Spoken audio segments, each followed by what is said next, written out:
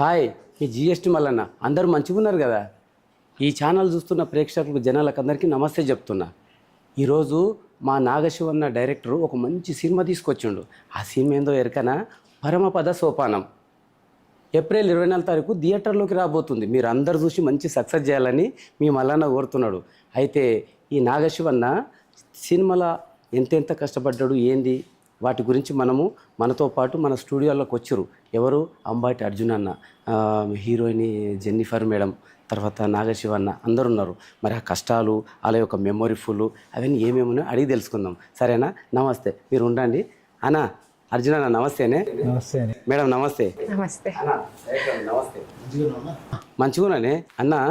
అయితే మీరు మీ యొక్క చదువు తర్వాత మీ ఊరు ఏందో ఒకసారి మా జనాలకు చెప్పండి. మాది పులి దగ్గర ఉన్న విలేజ్ అన్నమాట. వచ్చాను ఏదో మూవీస్ చూస్తూ చిన్నగా చూస్తూ పెరిగాను. సో ఈ కళారంగం వైపు ఇంట్రెస్ట్ స్టార్ట్ అయినప్పుడు అంటే డైరెక్షనే కాదు ఏదో ఒకటి చేయాలని ఉద్దేశం అయితే ఉండేది. యాక్చువల్గా మా ఫాదర్ డ్రామా యాక్టింగ్ చేస్తూ ఉండేవారు క్యారెక్టర్స్ అని. సో అక్కడి నుంచి అయితే ఇంట్రెస్ట్ ఒకటి స్టార్ట్ అయ్యి మొత్తం మీద హైదరాబాద్లో అడిగిపెట్టాను. ఈ అద్భుతమైన హైదరాబాద్ ప్రపంచంలో అడిగిపెట్టి అక్కడి నుంచి జర్నీ స్టార్ట్ చేయాలి. ఈ పరంపర సౌకర్యంతో బయటకు వస్తున్నారు. మరి నాన్నగారు యాక్టింగ్ చేస్తే మరి మీరు డైరెక్ట్ ఎట్లా అయ్యారని? మీరు కూడా యాక్టర్ కావాలి కదా. అంటే అదన్నప్పుడు ఆయనకి అది ఇష్టం, నాకు ఇది ఇష్టం. ఓ అంతేలే, అంతే కదన్నా. అర్జున్ అన్న, మీకు పరమపద సోపానం అని డైరెక్టర్ గారు కథ చెప్పినప్పుడు మీకు ఏమనిపించింది? ఆ సబ్జెక్ట్ ఎట్లా అనిపించింది?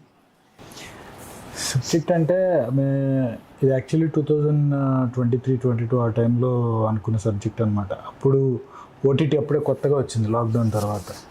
సో అప్పుడు ఎక్కువ థ్రిల్లర్ కంటెంట్స్ ఎక్కువ నడుస్తున్నాయి, ఇన్వెస్టిగేషన్స్ కానీ థ్రిల్లర్ కంటెంట్స్ ఇవి ఎక్కువ నడుస్తున్నాయి. సో అప్పుడు అనుకొని కొంచెం సబ్జెక్టు యాక్షన్ కొంచెం గ్లామర్ అన్నీ కలిపి ఒక థ్రిల్లర్ సీక్వెన్స్ లాగా అనుకొని చెప్పిన సబ్జెక్ట్ అనమాట. అప్పుడు ట్రెండ్కి బాగుంటుంది సబ్జెక్టు, హిట్ అవుతుంది అని చెప్పి అనుకొని అప్పుడు ఓకే చెప్పిన సబ్జెక్ట్. ఇప్పుడు ఈ సినిమా మొత్తం ఎన్ని దినాలలో చేసిరన్నా? 27 days. मैडम नमस्ते. नमस्ते. ये आपका शूटिंग में पहले पिक्चर है नहीं तो? नहीं, मेरा 4th फिल्म है, चौथा फिल्म. वो ये पिक्चर 4th फिल्म. कैसा है इसमें कैरेक्टर? आपका कैरेक्टर करे तो कैसा लगा है? बहुत मज़ा आया क्योंकि सब पिक्चर में मेरा कैरेक्टर बहुत स्वीट, सिंपल, क्यूट ज़्यादातर ऐसा होता है. यहाँ तो बोल्ड होता है, इसमें भी है बोल्ड, बट इसमें बोल्ड से ज़्यादा बहुत स्ट्रॉन्ग कैरेक्टर है, बहुत focused character, goal oriented character. तो वो करने में मुझे बहुत मज़ा आया. मैं टीजर देखा ना, पूरा कसा कसा कसा मार दिया, इधर कट कर दिया, ऐसा टीजर है. అన్న నాగశివ అన్న, అయితే మీరు ఈ ఫీల్డ్ అంటే ఈ సినిమాలు దియ్యక ముందు ఏం చేసేటోళ్ళే? ఓకే, తిరిగి మొత్తం రౌండప్ చేసేసారు. అంటే ఇంట్లో ఏమన్నా అష్టచమ్మలు, మా తెలంగాణలో అష్టచమ్మలు ఆడుతుంటారు, వైకుంఠపాలెం అలాంటివి చేసి ఈ సబ్జెక్ట్ని తీసిరా? అదే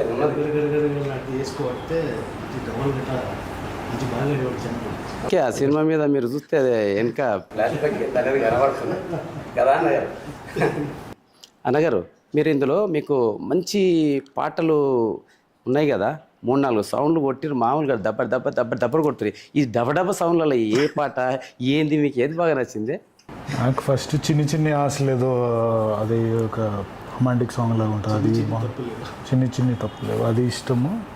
దాని తర్వాత ఇంకా నాకు తెలిసి సమంత గారు పుష్పాలో ఉంది కదా, అలాంటి ఐటమ్ సాంగ్ కూడా ఒకటి ఉంది, బూమ్ బూమ్ అని చెప్పి. మరి అందులో టీజర్లో లేదు కానీ అది టీజర్ దాచారు. ఓహో, మరి అంటే సినిమా థియేటర్లో చూడాలి. బూమ్ బూమ్ అనుకొని మన నిమ్మకాయలు గడి తెచ్చుకోవాలా? ఓకే. అంటే కొన్ని సాంగ్స్ వింటే ఆ హుక్ లైన్స్ గుర్తుంటాయి.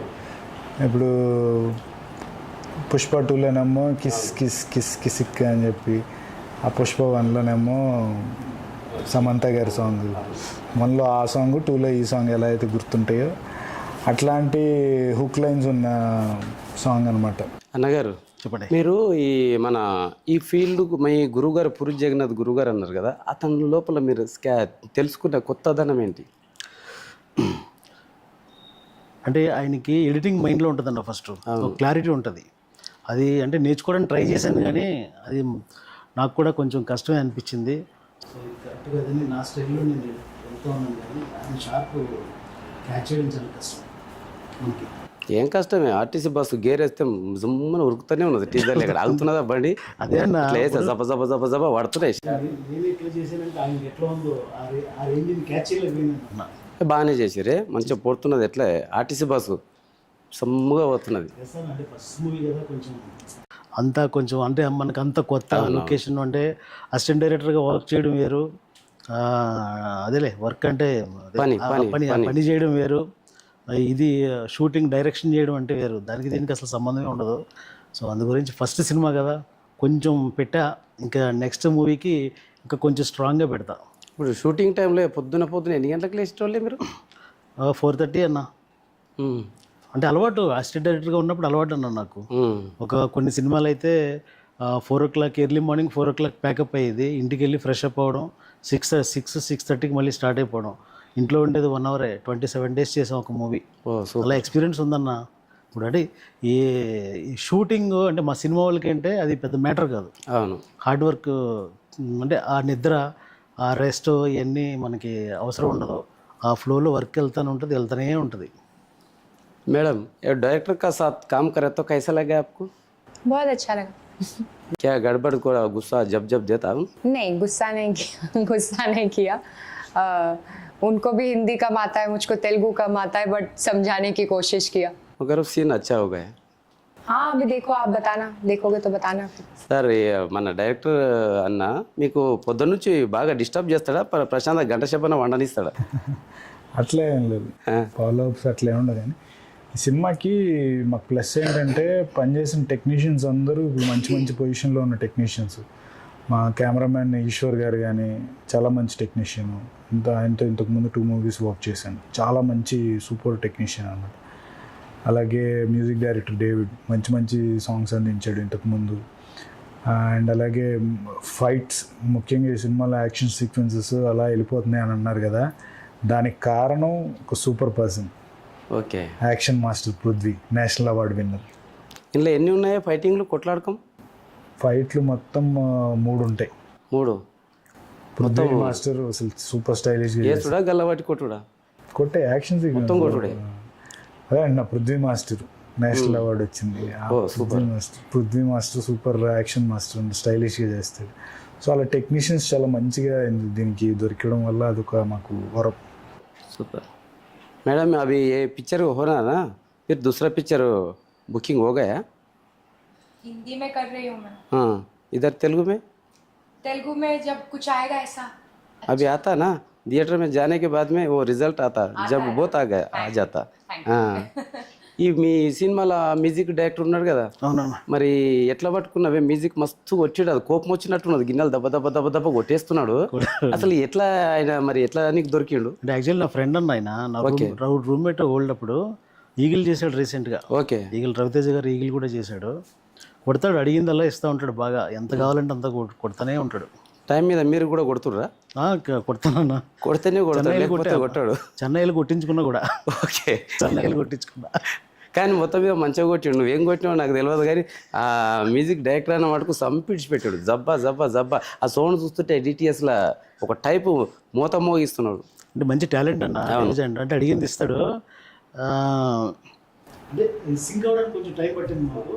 కొంచెం సింక్ అయిన తర్వాత ఆటోమేటిక్గా వర్క్ ఈజీ అయిపోయింది, ఫటాఫటాలాడుతా. అంటే ఇప్పుడు ఇంక 2వ సినిమా గిట్ట చేస్తే ఈజీ వెళ్ళిపోతావు నీళ్ళ మీద.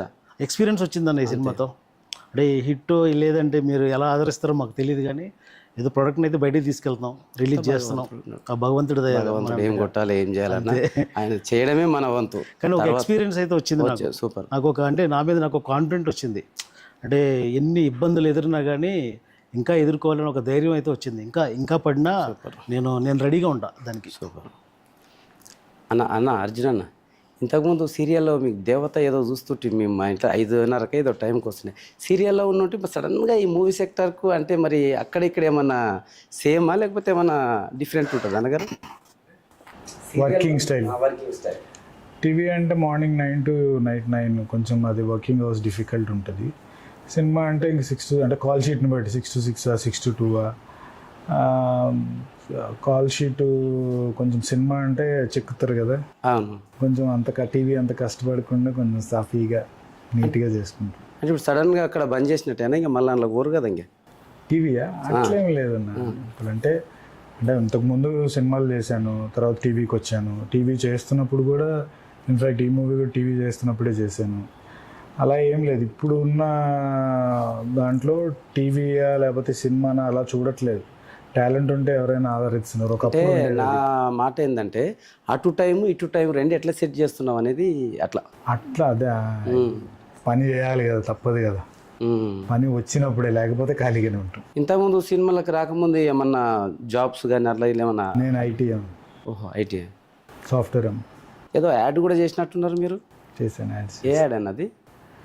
చాలా చేసా. ఆంధ్ర బ్యాంక్ యాడ్ చేసా, విక్స్ చేశాను, తర్వాత ఫార్చ్యూన్ ఆయిల్ చాలా చేసా యాడ్స్. అంటే యాడ్ బాగుంటుందా, సీరియల్ బాగుంటుందా, సినిమా బాగుంటుందా మీ ఉద్దేశంలో? యాడ్ అంటే ఒక్కరోజు పని, ఎక్కువ ఉండదు. టీవీ అంటే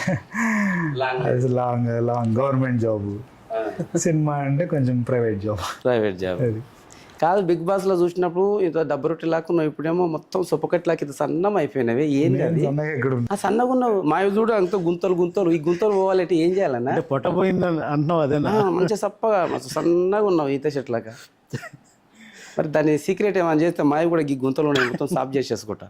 అంటే సినిమాకి కావాలి అంటే చేస్తాను, లేదంటే అట్లనే ఉంటుంది గుంతలు. ఇది బెస్ట్ అంటావా, అది బెస్ట్ అంటావా? అదే బెస్ట్, హెల్దీగా ఉంటారు. కానీ చూసేటోళ్ళు బయట పోతే ఇదేదో ఒక టైప్లో మమ్మల్ని అసలు బాగోదు కానీ హెల్దీగా ఉంటారు కదా. హెల్దీగా ఉంటారా? ఇది కనుక చూడడానికి ఫ్రేమ్ బాగుంటుంది కానీ లోపల అన్ని బొక్కలే. ఓయమ్మో, అంతగానే ఉంటుందా బాధ? అంతే కదా. సడన్ గా పెరగాలి, సడన్ గా తగ్గాలంటే ఏవో ప్రాబ్లమ్స్ వస్తూనే ఉంటాయి. అంటే పొద్దున్న ఎన్ని గంటలకు లేసావని మన విజయానికి చెమటలు కష్టాలు జిమ్ షూటింగ్ ఉంటే 4:30కి లేచి జిమ్కి వెళ్ళి అటు నుంచి షూటింగ్ లేకపోతే మెల్లిగా 6-7కి లేచి జిమ్కి పోయి మళ్ళీ ఇంటికి వచ్చేసి రెస్ట్. मैडम आप जिम करता मगर ऐसी रहता? नहीं, बहुत मेहनत करती हूँ. बहुत मेहनत करते? इधर हैदराबाद में रहता, उधर रहता? बॉम्बे में. फिर आने की जाने की बहुत चार्ज होता ना? अच्छा है ना, मेरा प्रोड्यूसर डायरेक्टर अच्छे हैं तो मुझे आने को जाने को मिलता प्रोड्यूसर है. को पसीना आ रहा? सारे प्रोड्यूसर को पसीना आता है. అన్న ఇందులో మీద ఒకటి టైలర్ చూసినా కదా, టైటిల్ డిజైన్ బాగా నచ్చింది నాకు. ఆ సముద్రం బీచ్ అంబడి ఇలా పోతుంటే ఇట్లా వెనక్కి మన కార్ పైన వైబర్ ఉంటుంది చూడు, డస్ట్ క్లీన్ చేసినట్టు, అది అద్భుతంగా డిజైన్ బాగుంది. ఏమంటారు అన్నగారు? కరెక్ట్గా అందులో చాలా నీట్ కొత్త థాట్. అది ఎట్లా వచ్చింది అట్లా బీచ్ పక్కన టైటిల్స్ ఎండింగ్ వేయాలని? అంటే పూరి గారు ఏదో దూరం ఉంటారు అన్నప్పుడు ఆ టైంలో. ఓహో, ఇదా గురువు గారు అంటే అలా స్టైలిష్ షర్ట్లు కొన్ని ప్లాన్ చేస్తుంటారు కదా. సో అలాగా మా డిఓపి ఈశ్వర్ కూడా ఏది అడిగితే అది కాంప్రమైజ్ కాకుండా పాపం బాగా చేసి ఇచ్చేవాడు నాకు. ఆ బీచ్ పైకపోతే ఉరుకులాడుతున్నారు, మన లోపలికి పోలే భయపట్టిరా అన్న? పోయినాం లోపలికి. నీళ్ళలో మరి టీజర్లు అయితే అంత బయటకి ఉరుకులాడితే కనబడుతుంది. పైన ఉంటుంది. సినిమా చూస్తే లోపల కనబడుతుంది. ఏమో భయపడి ఇట పక్కపోటి ఉరుకులాడుతారేమో డైరెక్టర్ ఇట. బీచ్లోనే డాన్సింగ్ చేయించిన. అవును, బీచ్లో బీచ్ పైన అప్పుడు ఇసుకలో కదా చేయాలి డాన్సింగ్ అంటే, అవును. వాటర్లో చేయలేము. అందుకని అక్కడ డాన్సింగ్ షార్ట్ కనిపించింది మీకు, గది అడుగుతున్నాను. అయితే ఇప్పుడు ఈ సినిమాలో మొత్తం మీద మా జనాలకు ఏం చెప్తున్నారన్న?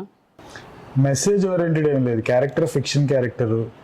ఒక బయట జరిగిన ఒక సిచ్యువేషన్ అది నిజంగా జరిగింది అంట. డైరెక్టర్ గారు దాన్ని ఇన్స్పైర్ అయ్యి ఆ లైన్ నుంచి ఒక స్టోరీ క్రియేట్ చేశారు. సో క్యారెక్టర్స్ అన్ని ఫిక్షనల్ క్యారెక్టర్స్. అలా స్పెషల్గా మెసేజ్ ఓరియంటెడ్ ఏం కాదు, ఫిక్షనల్ స్టోరీ ఇదంతా. అన్న మీ దాంట్లో పాము ఒక క్యారెక్టర్ మింగింది, పేరేంటి? అంటే మింగిన క్యారెక్టరా?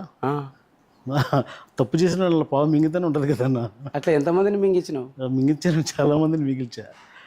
కసలు అడితే పొడిపించా కూడా మొత్తం. అంటే అన్ని సినిమాలనేమో కత్తులతో కొట్టేది, ఇలానేమో పాము కత్తులతో కూడా ఉంటుందన్న. కత్తులతో కూడా కత్తులతో జ్యోతి గారు, ఇందులో ఆర్టిస్ట్ జ్యోతి గారు ఉన్నారు కదా, జ్యోతి గారిని కూడా కసలు అడితే కత్తితో పొడిపించా మొత్తం. లేడీ అని కూడా చూడలేదు అసలు. మొత్తం ఆడదా మగాడని కాదు, అక్కడ క్యారెక్టర్ తప్పు ఎవరు చేస్తే ఆ క్యారెక్టర్ని పొడాలంతే. అలా పొడిచాం.